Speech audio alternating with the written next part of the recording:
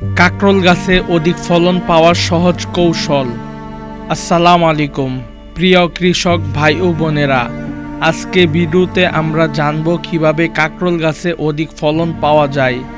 সঠিক নিয়মে চাষ ও পরিচর্যা করলে আপনি বাণিজ্যিকভাবে ভালো ফলন পেতে পারেন। তাহলে বিস্তারিত জানি। 1. মাটি ও জমি প্রস্তুতি। কাঁকরোল গাছের জন্য মাটি দোআঁশ ও বেলে দোআঁশ মাটি সবচেয়ে ভালো।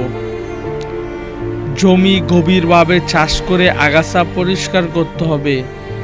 প্রতিটি গর্তে জৈব সার গোবর 5 থেকে 7 কেজি, টিএসপি 30 গ্রাম, এমওপি 20 গ্রাম, ইউরিয়া 20 গ্রাম দিতে হবে। 2. উন্নত জাত নির্বাচন করুন, যেমন ভারী কাঁকরোল 1, উন্নত মান ও অধিক ফলনশীল। সাধারণত কাঁকরোল গাছে চারা কলম বা কাটিং পদ্ধতি তৈরি করা যায়। পুরুষ ও স্ত্রী গাছের অনুপাতে রোপণ করতে হবে। 3. চারা রোপণ ও সঠিক দূরত্ব। প্রতিটি গাছের মাঝখানে 1.5 ফুট দূরত্ব বজায় রাখতে হবে। চারা লাগানোর পর হালকা পানি দিতে হবে। মাচা তৈরি করলে গাছ ভালোভাবে বেড়ে ওঠে এবং ফলন বাড়ে। 4. সেচ ও নিষ্কাশন। পরস্পরের প্রতিটি গরমকালে প্রতি 5 থেকে 7 দিন পর সেচ দিন। তবে পানি জমে থাকলে শিকড় পচে যেতে পারে, তাহলে নিষ্কাশন ব্যবস্থা ভালো রাখতে হবে। 5. সার ব্যবস্থাপনা। প্রতিটি গাছের প্রতি মাসে ইউরিয়া 20 গ্রাম, টিএসপি 15 গ্রাম, এমওপি 15 গ্রাম করে প্রয়োগ করতে হবে। সার প্রয়োগের পর হালকা সেচ দিন। 6. রোগ ও পোকা দমন। পাতা পচা, পাউডারি মিলগোল্ড, বিটল পোকা সাধারণ সমস্যা।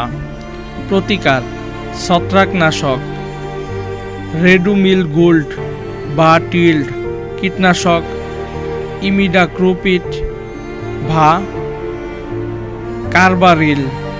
নিয়মিত নজরদারি ও পরিষ্কার পরিচ্ছন্ন বজায় রাখতে হবে। 7. ফুল থেকে অধিক ফল নিশ্চিত করা। পুরুষ ও স্ত্রী ফুলের মধ্যে হাত দিয়ে পরাগায়ন করলে ফলনের হার অনেক বেড়ে যায়।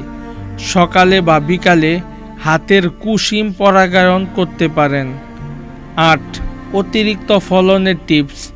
গাছের নিচে আগাছা রাখতে নেই, এতে রোগ বাড়ে।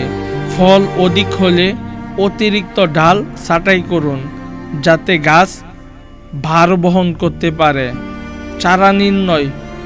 মাচা নিয়মিত পরিষ্কার রাখুন, আলো বাতাস চলাচল নিশ্চিত করুন। ফল সংগ্রহ ও সংরক্ষণ। রোপণের 60 থেকে 70 দিন পর ফল সংগ্রহ করা যেতে পারে। প্রতি 2 থেকে 3 দিন পর পরিপক্ক ফল সংগ্রহ করলে গাছ নতুন ফল ধরবে। সংরক্ষণের জন্য ঠান্ডা স্নিগ্ধ স্থানে রাখতে হবে। এই ছিল কাঁকরোল গাছে অধিক ফলন পাওয়ার সহজ কার্যকর পদ্ধতি। নিয়মিত পরিচর্যা করলে অল্প জমিতেও আপনি ভালো লাভজনক কাঁকরোল চাষ করতে পারেন। ভিডিওটি ভালো লাগলে লাইক দিন, শেয়ার করুন এবং এমন আরও কৃষি পরামর্শ পেতে আমাদের চ্যানেলটি সাবস্ক্রাইব করতে ভুলবেন না।